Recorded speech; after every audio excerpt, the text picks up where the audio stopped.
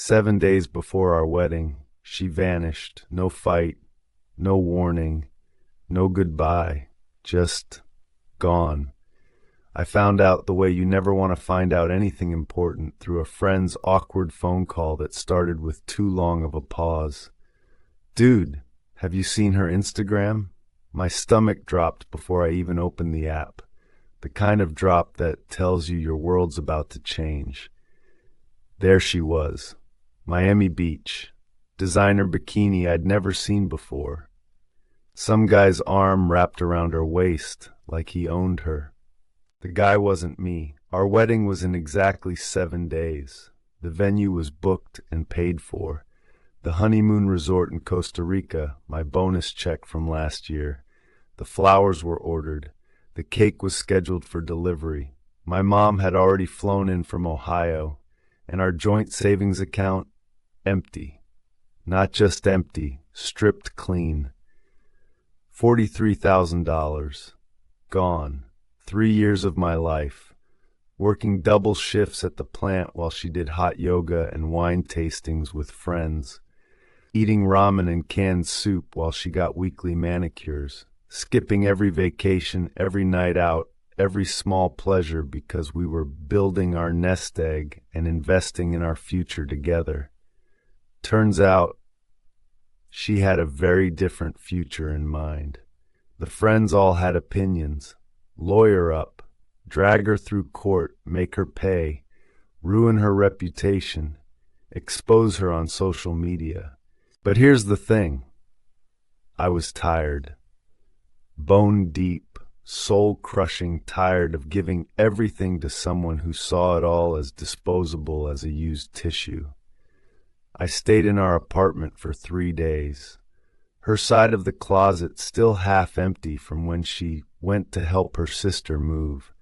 The lie that should have been my first clue. The wedding dress hanging there like some expensive ghost. Cake samples still in the fridge next to the champagne she'd insisted we needed to practice with. The silence was deafening, louder than any argument we'd ever had. On day 4, I opened our banking app one last time, hoping maybe I'd misread something, hoping there'd been some mistake. Balance, $2,684. Probably what she couldn't figure out how to transfer without triggering fraud alerts. Digital pocket change compared to what we'd built together. I stared at that number until my eyes burned and my vision blurred, and then something shifted deep inside me. I didn't want revenge. I wanted distance. I wanted to build something she could never touch, never take, never even understand. So I cashed it out. Every last dollar. Drove 2 hours west to a small town I'd passed through once on a fishing trip. Found a rundown garage bay with a hand-painted "For Rent" sign hanging crooked in the grimy window. Rusty corrugated roof that leaked in 3 places. One broken fluorescent light fixture hanging by electrical tape. Concrete floor stained with decades of motor oil and God knows what else. The owner wanted first month's rent and nothing else. No credit check, no references. It was perfect. See, I used to build things with my hands. Back in college, before I got serious about having a real career, I'd spend entire weekends in the wood shop behind the engineering building, making coffee tables nobody asked for, building bookshelves that didn't match any existing furniture, crafting picture frames for photos I didn't even have yet. My dad taught me when I was 12. Said a man should know how to create something lasting with his own 2 hands. Then real life happened. I got recruited for a desk job, good salary, health insurance, dental, a 401k with company matching, all the things that look impressive on paper but feel hollow in your chest when you're staring at spreadsheets for 8 hours a day. She loved that version of me. Responsible, stable, predictable, husband material. But that man was gone now. died the moment I saw her Instagram story. So I went back to the only thing that had ever felt genuinely real: sawdust and sweat. I made a simple plan and wrote it on the garage wall in Sharpie. Fix the roof leak, buy basic tools with cash. Make one finished piece every week. Never work for anyone else again. That first piece was an absolute disaster. A three-legged stool that wobbled like a drunk penguin and had splinters sharp enough to draw blood.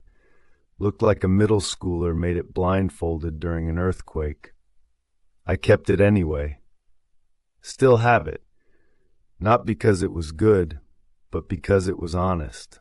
It was mine, built with my hands, my sweat, my choice. The garage was freezing in winter, sweltering in summer. My back ached every night from hunching over workbenches I'd cobbled together from sawhorses and old doors. My hands were constantly cut and calloused. But for the first time in years, I wasn't chasing anyone's approval or living up to someone else's expectations. I was building something real, something solid, something no one could steal while I slept or wire transfer to their Miami vacation fund. Word travels fast in small towns, especially when you're the new guy working until midnight with power tools.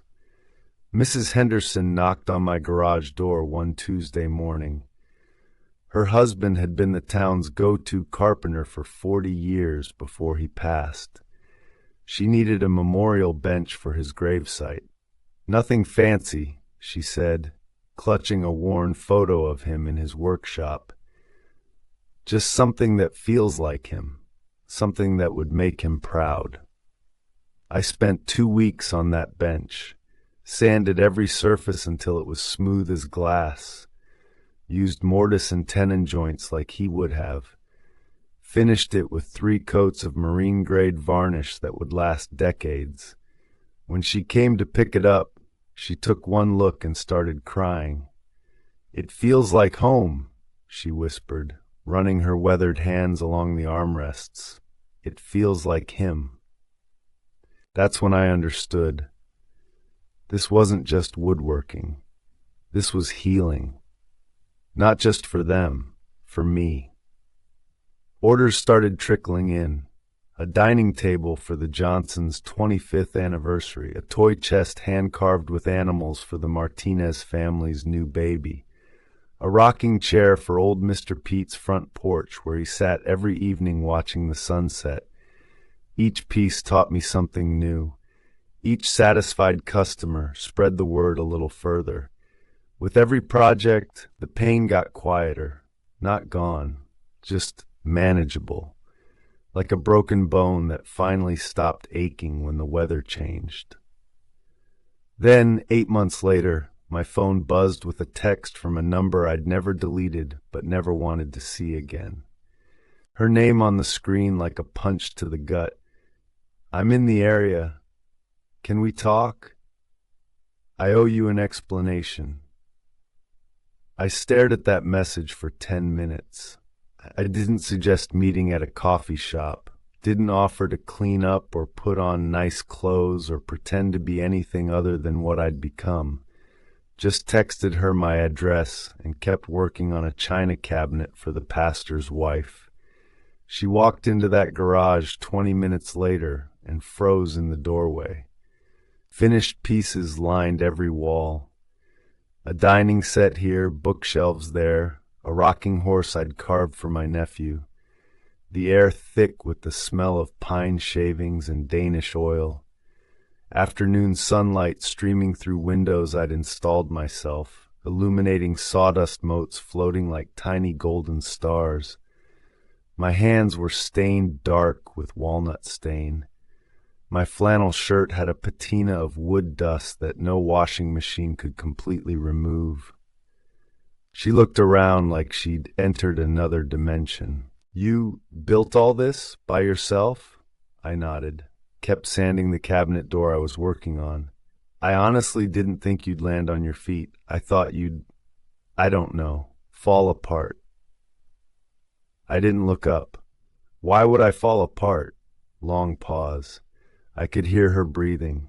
I'm sorry, she finally said, about everything, about how I left, about the money, about all of it.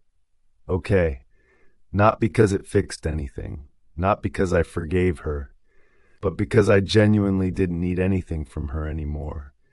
Not apologies, not explanations, not closure. Do you ever think about what we could have been? She asked. If I hadn't, if things had been different? I finally stopped sanding and looked up. No, I think about what I am now. She stayed for maybe 20 minutes, asked about the business, about whether I was happy, about whether I ever thought about moving back to the city. I answered honestly but briefly. This wasn't my life anymore, standing around talking about feelings and possibilities. This was my life, creating things that would outlast both of us.